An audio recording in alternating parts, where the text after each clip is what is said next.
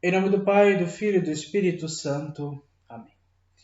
Caríssimos irmãos e irmãs, eu sou o seminarista Luiz Alfredo, do canal Católicos de Verdade, e nós estamos no 6º dia do nosso mês do Sagrado Coração de Jesus, em que nós estamos lendo e refletindo acerca da encíclica Aurietis Aquas do Venerável Papa Pio XII.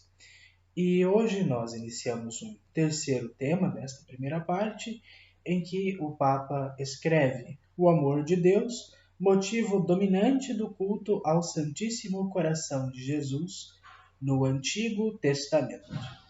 No número 12, assim diz o Papa: para melhor poder compreender a força que, com relação a esta devoção, encerram alguns textos do Antigo e do Novo Testamento, é preciso entender bem o motivo pelo qual a Igreja tributa ao coração do Divino Redentor o culto de latria.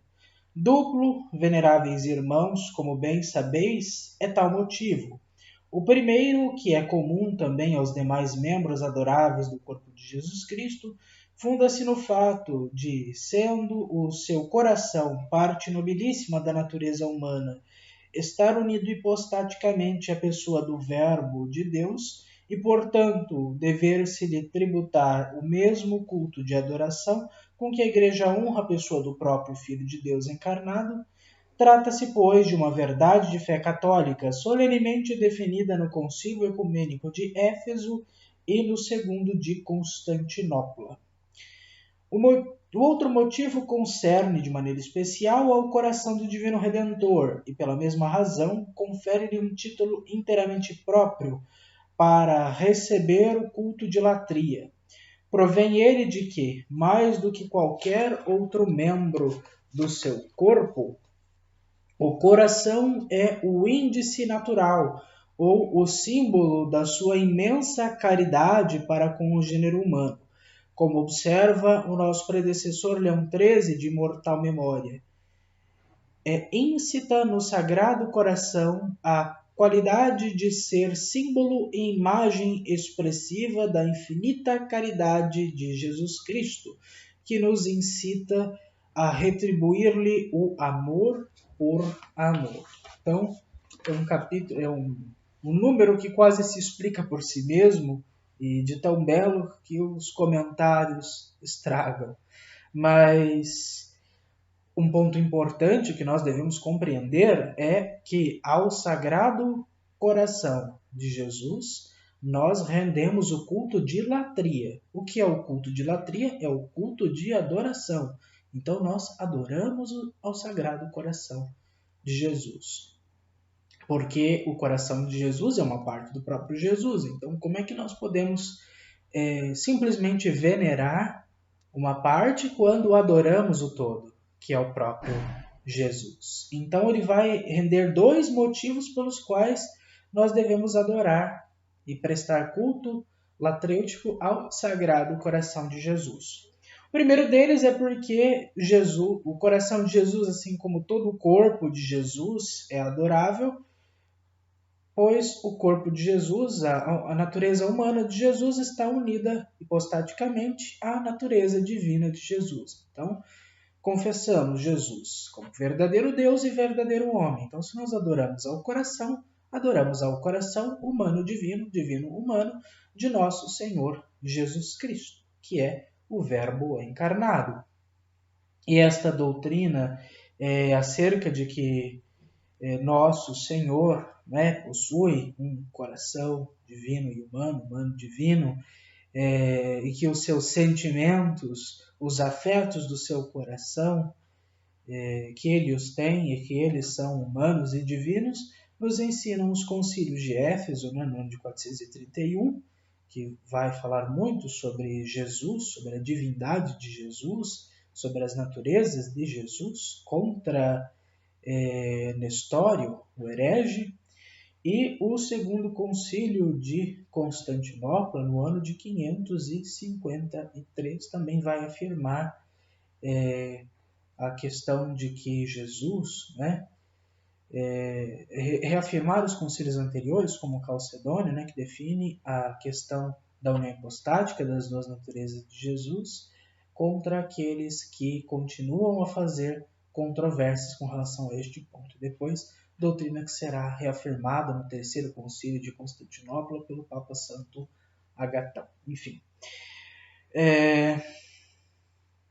O segundo motivo é que o coração de Jesus ele representa, mais do que qualquer outro membro, segundo Pio XII e Leão XIII, como o símbolo, o índice, do imenso amor com que Deus ama o gênero humano. Então, nós não relacionamos o coração ao amor, portanto, também há esta relação na Sagrada Escritura, de que o coração simboliza o amor. E o coração de Jesus é o símbolo do amor por excelência, do amor infinito que Jesus tem para conosco. E o Santo Padre fala de maneira mais bonita, nos ensina que devemos retribuir o amor com amor. Bom, número 13. Coisa indubitável é que nos livros sagrados nunca se faz menção certa de um culto de especial veneração e amor tributado ao coração físico do Verbo encarnado pela sua prerrogativa de símbolo da sua inflamadíssima caridade. Mas este fato, que cumpre reconhecer abertamente, não nos deve admirar, nem de modo algum fazer-nos duvidar de que a caridade divina para conosco, razão principal deste culto, é exaltada tanto pelo Antigo como pelo Novo Testamento, com imagens sumamente comovedoras. É por se encontrarem nos livros santos que prediziam a vinda do Filho de Deus feito homem, podem essas imagens considerar-se como um presságio daquilo que havia de ser o símbolo e índice mais nobre do amor divino, a saber, o coração sacratíssimo e adorável do Redentor divino.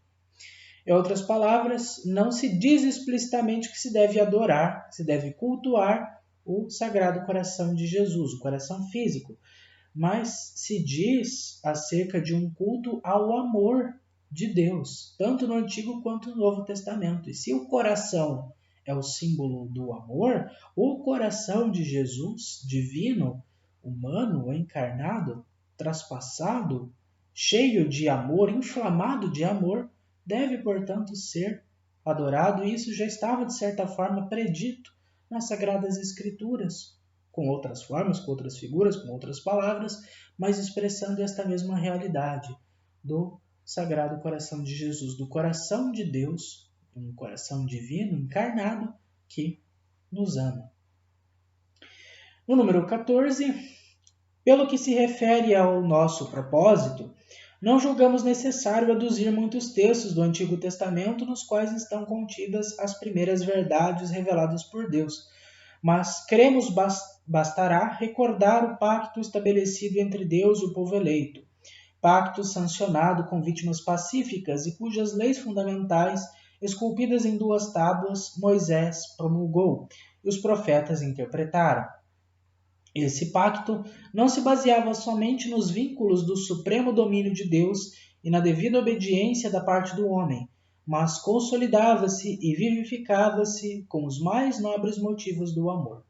Porque também, para o povo de Israel, a razão suprema de obedecer a Deus devia ser não tanto o temor das divinas vinganças, suscitado nos ânimos pelos trovões e relâmpagos procedentes do ardente cume do Sinai, mas antes o amor devido a Deus. Escuta, Israel, o Senhor nosso Deus é o único Senhor. Amarás, pois, o Senhor teu Deus com todo o teu coração, com toda a tua alma e com todas as tuas forças. E estas palavras hoje te ordeno estarão sobre o teu coração. Deuteronômio, capítulo 6, versículos 4 a 6. Bom, este número nos ensina que não é necessário fazer muitas citações do Antigo Testamento, mas basta recordar a aliança de Moisés, a aliança de Deus com o seu povo, que não é uma aliança de temor ou de castigo ou de servidão, mas é uma aliança de amor. Tanto que o grande mandamento contido no Antigo Testamento é amar a Deus com o coração, com a alma e com as forças, para que estas palavras estejam gravadas no coração. Então que Jesus, que é a lei gravada no nosso coração, que é o amor de Deus para conosco, que nós possamos estar sempre no coração de Jesus. Em nome do Pai, do Filho e do Espírito Santo. Amém. Salve Jesus!